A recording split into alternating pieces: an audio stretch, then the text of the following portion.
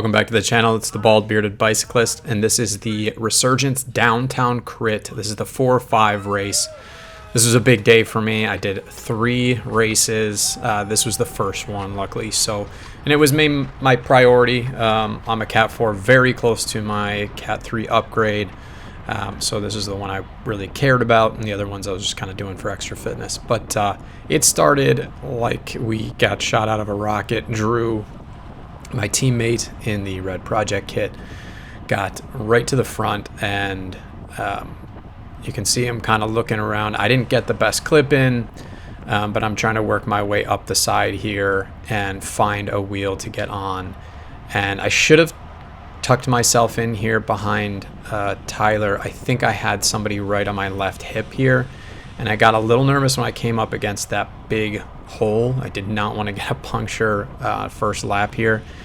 And then I was just struggling to find a good line at race speed through that loop corner with all of the potholes in it. And I think right after that corner was when Drew really hit it, because I'm 500 watts, and then I'm still not attaching to this group. Behind us, the field's pretty much just blown apart. You can see how big that gap is. Got Josh behind me, and then I think behind him it's just a mess. Like there's just no one. But even in front of me, I've got 2 guys, and then there's another gap to Drew's group where he's really putting the hammer down. So again, I'm sustained over 300, but you're seeing 500 in there. And at this point, I'm like, I think I need to close this, but I can't do it right before this turn. And I think Drew had gotten to the back there, probably realizing that I'm not in his group because there was a gap that he was able to slot into. And I see some effort from this campus rider, but I'm just a little worried about this. I see Drew look back again, and he actually tries to get, I think, to the front of his group, probably to slow them down just a touch, just so I can get across. But at this point, I'm already committed to doing the work myself and making sure I can do that. So almost 500 watts to get across here. I'm really hurting already, and we are 2.5 minutes in, and my heart rate's 171. In the 170s, I'm struggling. So the beginning of this race just blew everything up, and obviously, ideally, that would have been fantastic if I was not closing gaps myself. With Drew doing work, I would have been able to sit in a little bit more. It would have still hurt, but I would not have been doing the amount of work that I was. And again, I was struggling with that corner to start. That's the one thing about this being my first race, and the most important one. It took me a while to figure those corners out. By the Masters race and the 3-4 race, I don't think I let any gaps open, which was great. But I probably the first 20 minutes of this race, I was struggling to get through those without opening any gaps. So I finally am like, oh my God, I'm finally on here, and I'm able to like soft pedal for a second. And this corner was pretty easy. No problem with that. It was just the one with the potholes, and really the only thing throwing me off was just how to avoid the potholes and still keep your speed.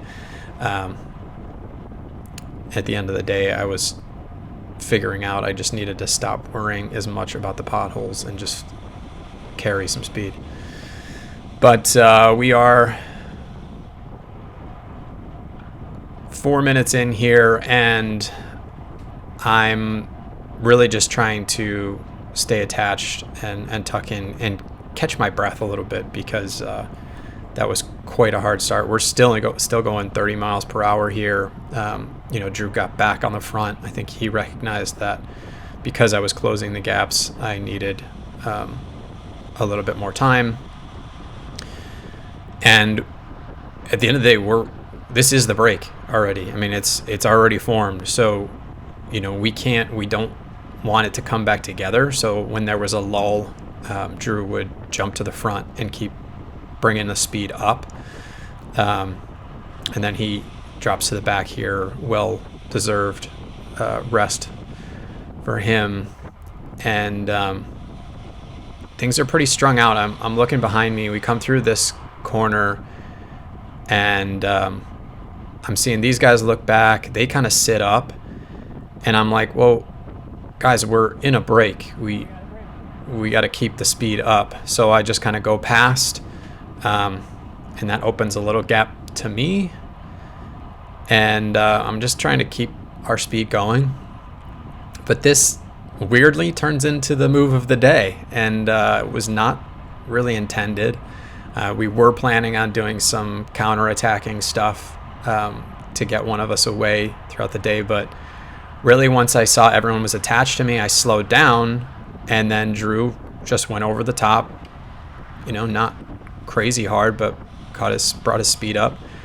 Two guys try to follow, and I obviously kind of sit up. I'm not going to jump on them. I'm waiting for everybody else to come through so they can do the work. And people are like, oh, good move. And it was just kind of like, yeah, I guess. It just kind of happened. But I'm psyched because I'm like, oh, well, Drew's off the front. They're going to have to work hard to close that gap, and I'll just be able to sit in.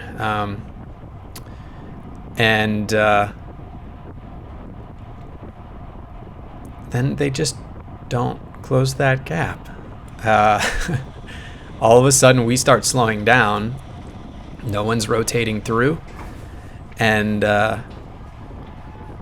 in my head, I'm thinking, really? They're going to let Drew go this early? And for the 4-5 field, Drew's kind of known for being a breakaway guy. I mean, he can do it all. But he's definitely not somebody you want to let right off the front.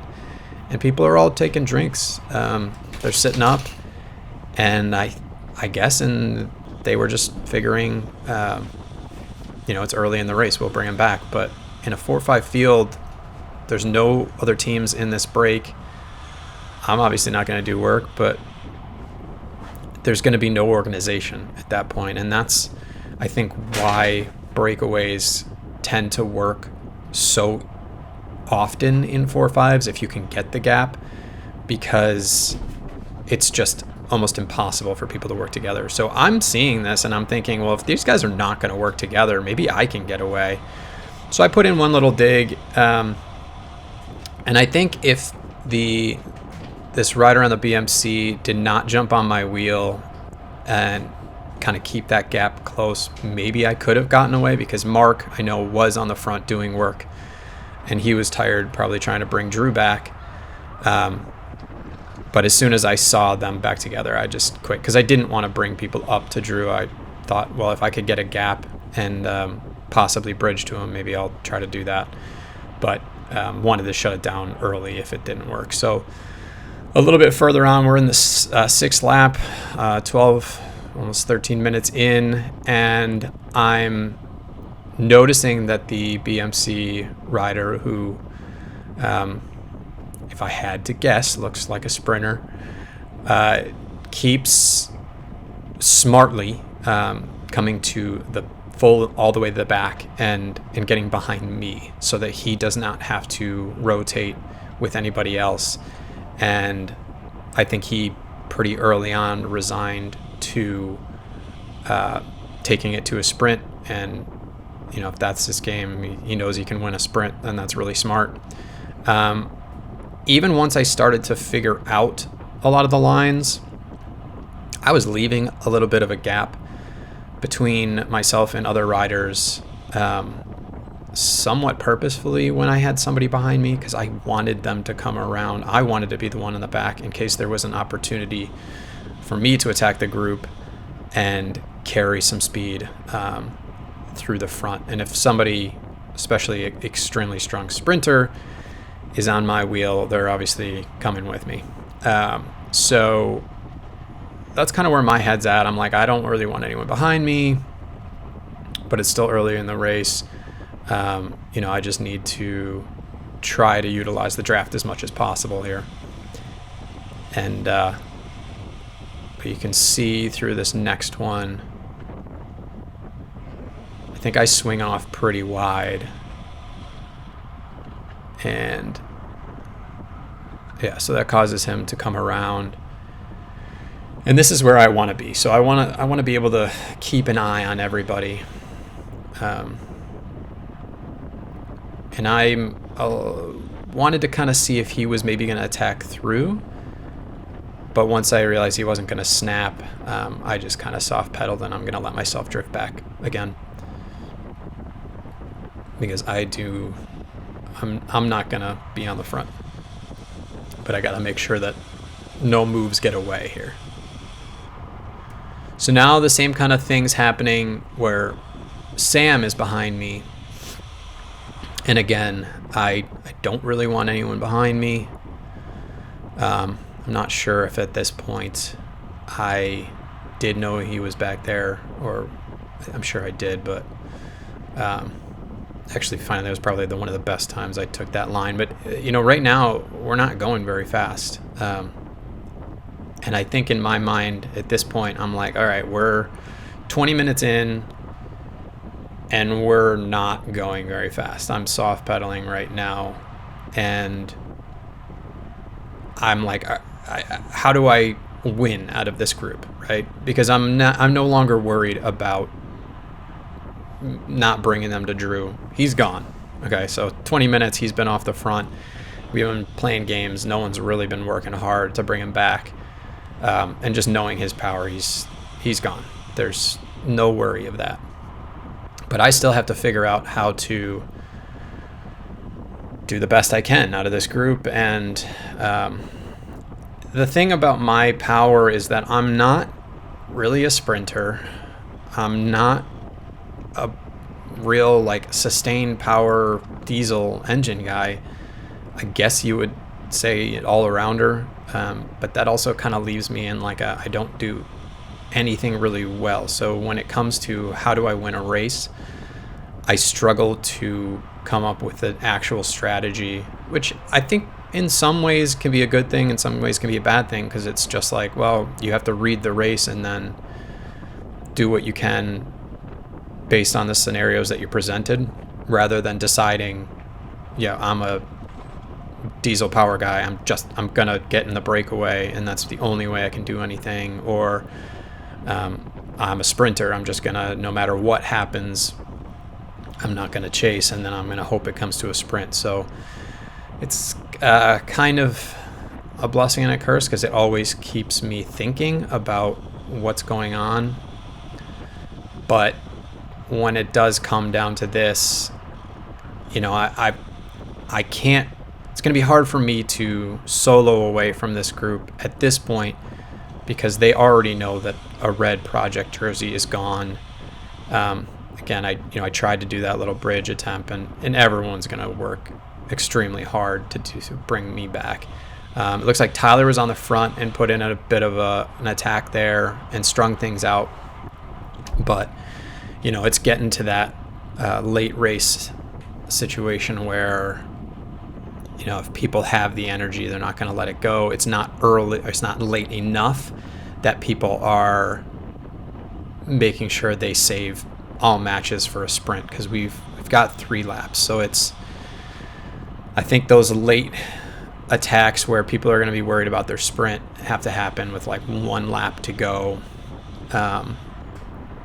And it's, or you go with around 8 laps through, where you can maybe get away, and people are thinking, oh, there's enough race to bring them back. So it's just kind of a tough place.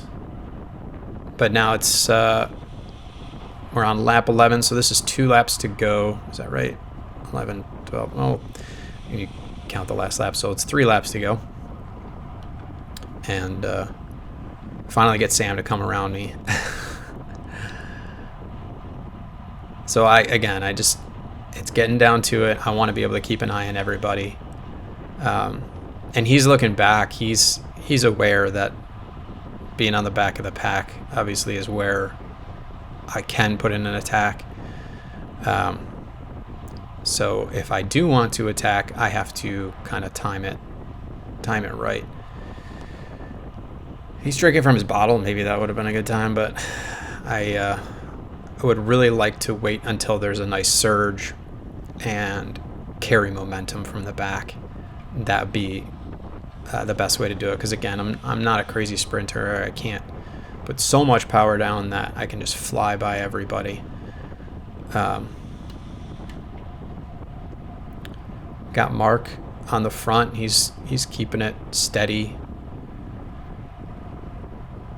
And everybody else, I'm sure, has just got those late race jitters at this point. It's like, we're all thinking the same thing. What can we do here? How do we win out of this group?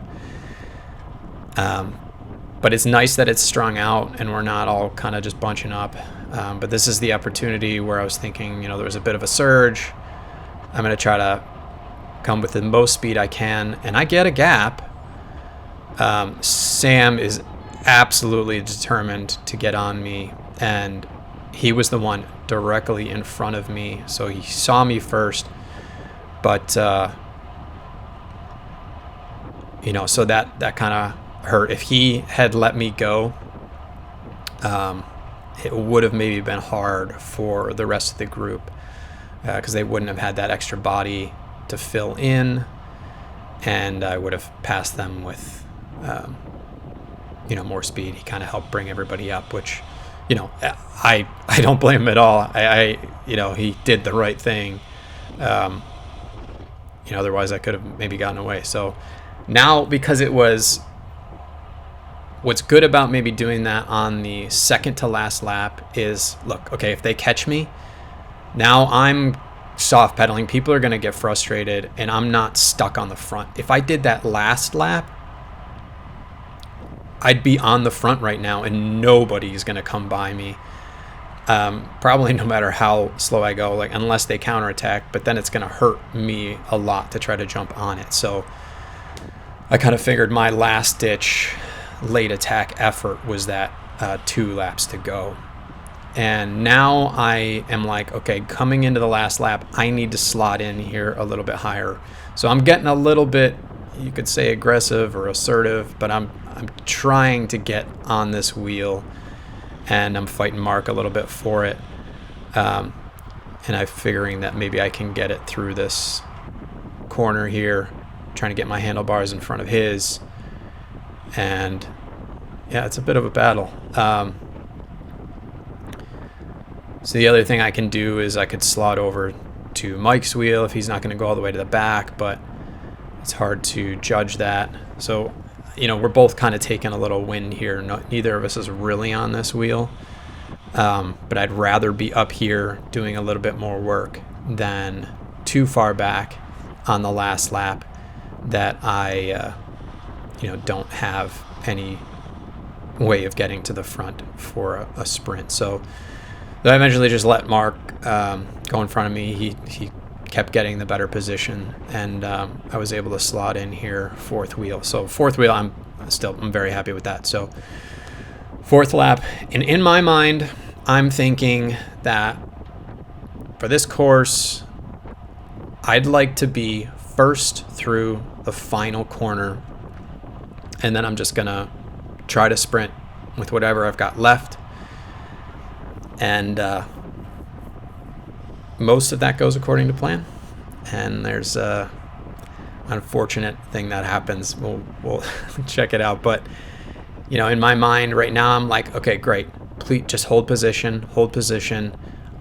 This is great. 4th wheel. This is where I want to be. We had Tyler kind of stuck on the front.